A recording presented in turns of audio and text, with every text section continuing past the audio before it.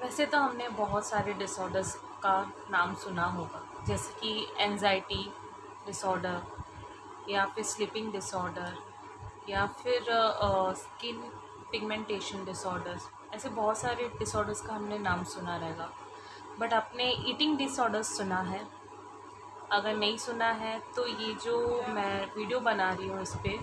तो इसमें मैं 7 पॉइंट्स कवर करने वाली हूँ अकॉर्डिंग टू ईटिंग डिसऑर्डर्स। अगर आपको लगता है कि ये शायद बेनिफिशियल रहेगा आपके लिए, तो प्लीज़ आप ये जो वीडियो है पूरा देखिए, ताकि आपको भी समझ में आए कि ईटिंग डिसऑर्डर्स होते क्या है। क्योंकि हमें ऐसा लग रहा है कि हमारे जो डे टू डे लाइफ में चीज़ें चल रही है वो शायद ये सब चीज़ें नॉर्मल है, बट जब हमें इस छोटी छोटी चीज़ों का पता चलता है तो हमें कहीं ना कहीं हमें रियलाइज़ हो सकता है कि शायद हमें भी ईटिंग डिसऑर्डर हुआ है। तो आई होप सो ये जो वीडियो है ये जस्ट एज इंफॉर्मेशन है आप लोगों के लिए, अगर जिनको पता नहीं होगा कि ईटिंग डिसऑर्डर होता क्या है।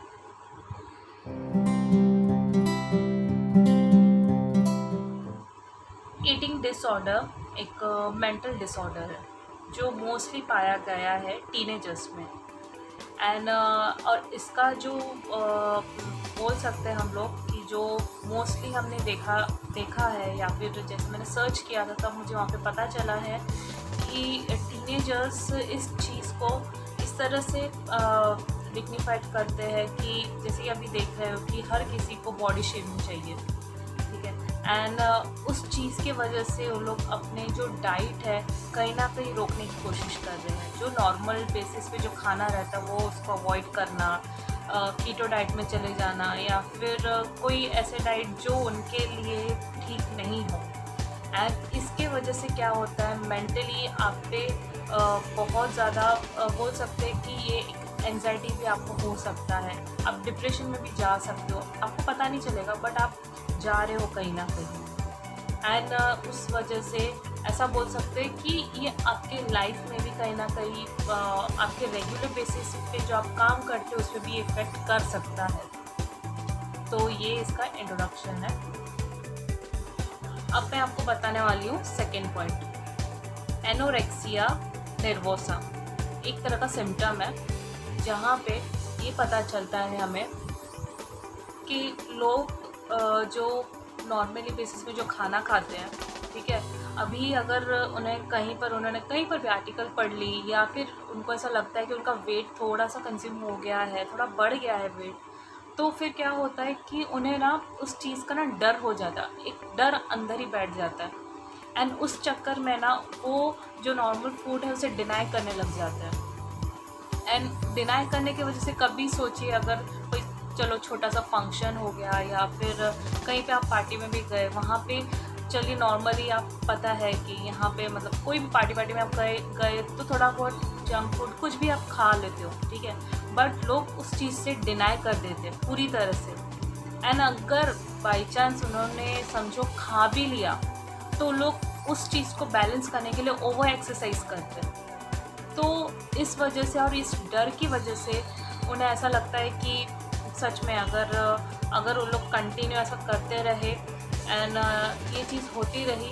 तो फिर ये एक्चुअली ईटिंग डिसऑर्डर है। एंड ये उसका एक तरह का सिम्टम भी बोल सकते, एक तरह का टाइप है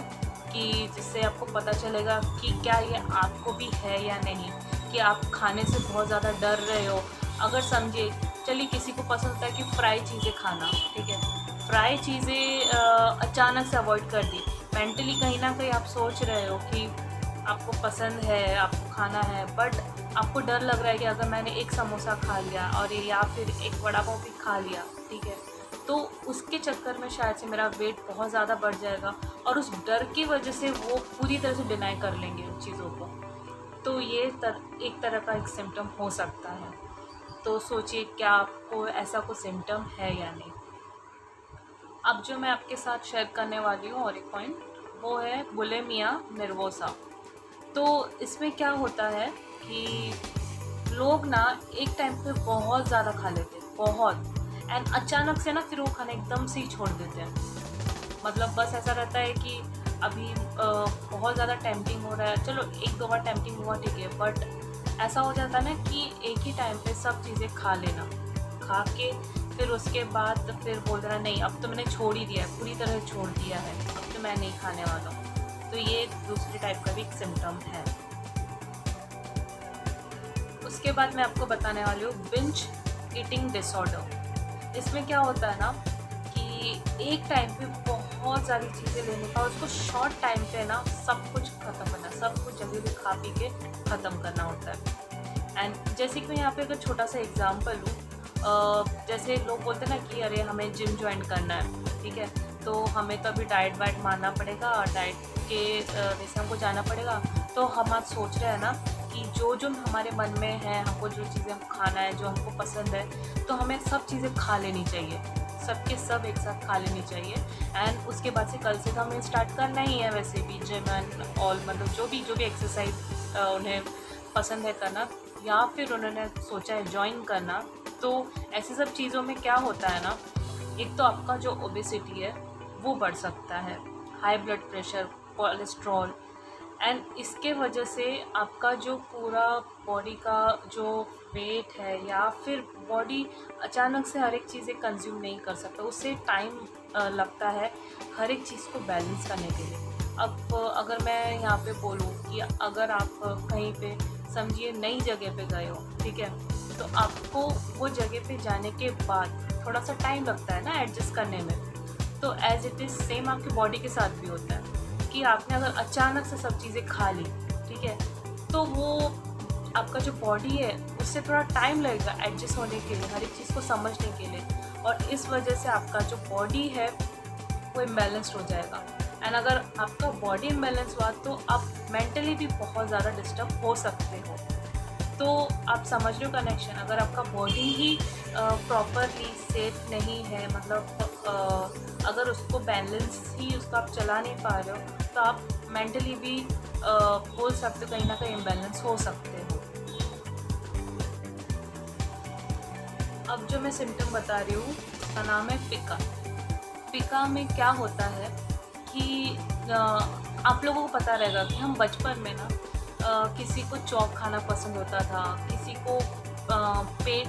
मतलब एक तरीका हम सोच सकते हैं कि चलो बचपन में ये चीज़ें होती थी, किसी को ऐसा मतलब बोलते नहीं कि छोटे बच्चे रहते हैं कुछ भी चीज़ें खा लेते हैं, जैसे बोल सकते हैं मिट्टी भी रहता है कभी खा लेते हैं, हाँ, और ना इंक भी रहता है जो कभी कभार ऐसा मतलब खा लेते हैं, ठीक है। तो ये आप लोगों को पता है कि ये न्यूट्रिशियस वाली चीज़ें नहीं हैं, हाँ, बट किसी किसी को ये चीज़ भी होता है कि लोग खाना छोड़ के ये चीज़ें अभी तक कंज्यूम कर रहे हैं। आप बचपन में छोटे थे तब तक ठीक है, जब आपको थोड़ा बहुत समझिए समझने लगता है सब चीज़ें, तब ये सब चीज़ें आपको समझ में आती है कि नहीं ये खाने वाली ये एडिबल चीज़ें नहीं है, ठीक है। तो आपको समझ में आता है कि ये एडिबल चीज़ें नहीं है, जो एडिबल चीज़ें वो हम खानी चाहिए। बट कुछ लोग ऐसे करते हैं कि वो चीज़ों को अब टीनेज होने के बाद, अडल्ट होने के बाद भी उस चीज़ों को कंज्यूम करते हैं। तो ये एक तरह का डिसऑर्डर हुआ है। तो देखिए क्या आपको ऐसा लग रहा है कि ऐसा कुछ आपके साथ भी है। जैसे कि आपको तो मैंने बताया है कि ईटिंग डिसऑर्डर होता क्या है, उसके जो जो बड़े सिम्टम्स है उसके बारे में मैंने बताया है। अब कुछ ऐसे भी सिम्टम्स है जो शायद से ऐसा लगता है सब नॉर्मल है, हाँ, मतलब काफ़ी लेस नोन लगता है, बट हो सकता है, ये शायद से हो सकता है। जैसे कि ना बहुत लोगों को एक हैबिट रहता है ना कि कैलोरीज को काउंट करना, हाँ, अगर समझिए कि अगर उन्होंने 1 टीस्पून अगर उन्होंने शुगर ले लिया, ठीक है, तो वो काउंट करते कि ये इसका कैलोरी कितना होगा, इसका मतलब अगर मैंने समझिए 1 प्लेट राइस भी खाया, ठीक है, 1 प्लेट मतलब जैसे कि हम नॉर्मली इंडियंस जैसे थाली खाते हैं, ठीक है, जिसमें राइस, दाल, सब्जियां सब कुछ रहती है, तो उस हर एक चीज़ को काउंट करके उसकी कैलोरीज चेक करना हर टाइम, तो शायद से हो सकता है ये छोटा मोटा आप सिम्टम उस पर्सन को भी हो कि हर टाइम खाते टाइम हर बोलते नहीं कि चलते टाइम पे भी चेक करना कि उसकी कितनी कैलोरीज बर्न हो रही है,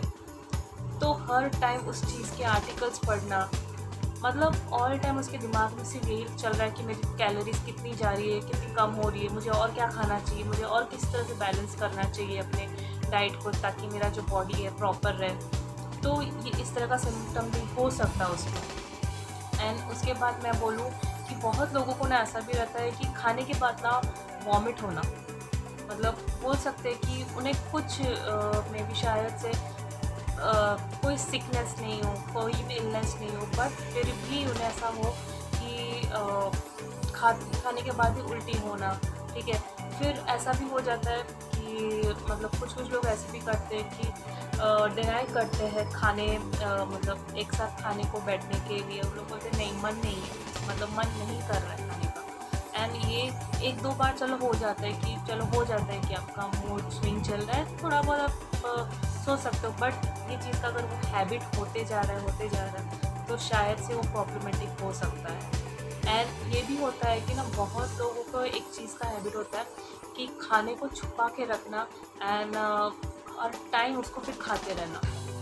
एक जगह पे बैठ के बस खाते ही रहना एंड उस चीज़ की वो हैबिट करते जाना। हैबिट करना बहुत गलत बात है, वो भी ऐसी सब चीज़ों की। मैं ऐसा नहीं बोलती कि हैबिट्स होना मतलब बहुत बुरी बात है, पर अच्छी हैबिट्स होना अच्छी बात है। पर ऐसे कुछ हैबिट्स होना जिसमें आपके बॉडी को भी नुकसान देता हो, तो शायद आपको सोचना चाहिए कि ये हमारे लिए अच्छा हैबिट है या ख़राब हैबिट है। तो उसमें से ये ऐसे कुछ सिम्टम्स हैं जो काफ़ी बोल सकते हैं लेस नोन रहते हैं, बट बाद में जब ये बहुत ज़्यादा इंक्रीज़ हो जाते हैं तब हमें पता चलता है कि नहीं, ये शायद से पर्सन भी शायद से ईटिंग डिसऑर्डर का शिकार हुआ। तो जैसे कि मैंने ये अभी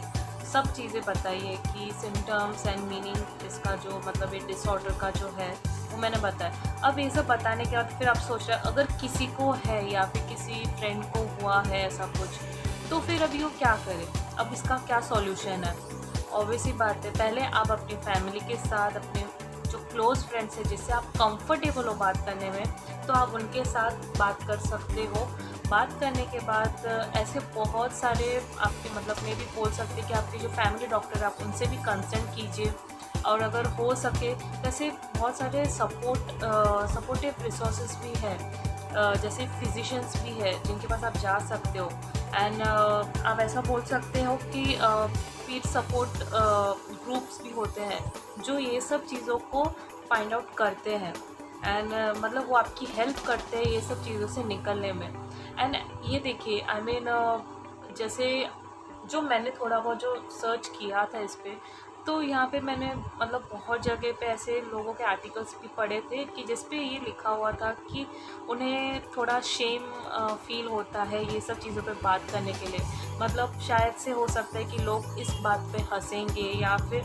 उनको ये सब सीरियसनेस नहीं लगेगा, ये लगेगा कि नॉर्मल चीज़ है, इस वजह से ये बातों को वो दबाने की कोशिश करते हैं। पर देखिए अब ये ऐसा हम बोल सकते हैं वेस्टर्नाइज जगहों पे भी ये चीज़ों को बहुत ऊपर लेके आएगा, क्योंकि क्या रहता है कि अगर ये मेंटल डिसऑर्डर ज़्यादा होता गया एंड ऐसे बहुत सारी कंडीशन में हम जो चीज़ नहीं बोलना चाहते वो चीज़ हो जाती है, जैसे सुसाइडल सिम्टम भी आ सकता है। तो वैसे सब चीज़ों से बचने के लिए बेटर है कि आप जाके बात कीजिए, बात करके देखिए, उन्हें समझाइए कि आपको ऐसा कुछ सिम्टम है। एंड स्पेशली टीनेजर्स, क्योंकि टीनेजर्स को बहुत ज़्यादा ही एक क्रेज़नेस रहता है कि मतलब चलो हम अगर थोड़े बहुत हेल्दी है तो हमें अपना जो बॉडी बोलते हैं ना कि हमें जिम में चले जाना है या हमें स्ट्रॉन्ग डाइट करना है, बहुत हार्ड डाइट करना है ताकि हमें अपनी बॉडी को बहुत अच्छे से कंट्रोल करके रखना है। बट थोड़ा सोच समझ के ही कीजिए, क्योंकि ये शायद से लोगों को अब दिख नहीं रहा है, बट ऐसा है कि ये बाद में आगे जाके शायद से आगे जाके मे बी ये ओपनली डिस्कस किए जाए ऐसे सब प्लेटफॉर्म पे जहाँ पे ये सब चीज़ें हम मतलब बातों को कर सकें। एंड स्पेशली मुझे भी तब पता चला कि जब मैं कुछ सीरीज़ देखती थी तब मुझे वहाँ पे पता चला है कि ओके ऐसा कुछ सिम्टम होता है, मतलब कोई पर्सन किस वे में मतलब रियली रिएक्ट कर सकता है। बट उसके बाद ही मुझे लगा कि नहीं, मुझे शायद से इस पर थोड़ा कुछ सर्च करना चाहिए ताकि मुझे भी पता चले कि एक्चुअल में है क्या ये चीज़, कि मतलब इस तरह से वो कैरेक्टर ने मतलब जिस तरह से वो कैरेक्टर ने रोल प्ले किया था। तो बहुत दूर की बात है, ठीक है, I am not going to another topic. तो बोलना यही है कि ये एक ऐसा सिम्टम है जो शायद से मतलब एक ऐसा डिसऑर्डर है जो शायद से हम सबको अब समझने की ज़रूरत है। एंड